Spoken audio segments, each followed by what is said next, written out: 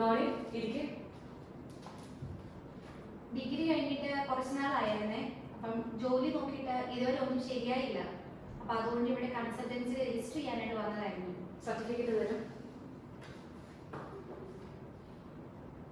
Degree കഴിഞ്ഞിട്ട് 2 വർഷമായല്ലേ? അതെ. അപ്പൊ നമ്മുടെ കൺസൾട്ടൻസിയുടെ റൂള് പറയുകയാണെങ്കിൽ രജിസ്റ്റർ ചെയ്യണം. അപ്പൊ രജിസ്ട്രേഷൻ ഫീസ് 500 രൂപ ഉണ്ടായിരിക്കും. പിന്നെ കൺസൾട്ടൻസി വഴിയാണ് ജോലി കിട്ടുന്നതെങ്കിൽ ആദ്യത്തെ സാലറിയുടെ 50% കൺസൾട്ടൻസിക്ക് പ്രൊവൈഡ് ചെയ്യണം. അപ്പൊ ഈ ഓക്കെ ആണെങ്കിൽ നമുക്ക് എഗ്രിമെന്റ് വെക്കാം. ഓക്കെ ആണ്. ഈ ആപ്ലിക്കേഷൻ ഒന്ന് ഫിൽ ചെയ്ത് തരണേ.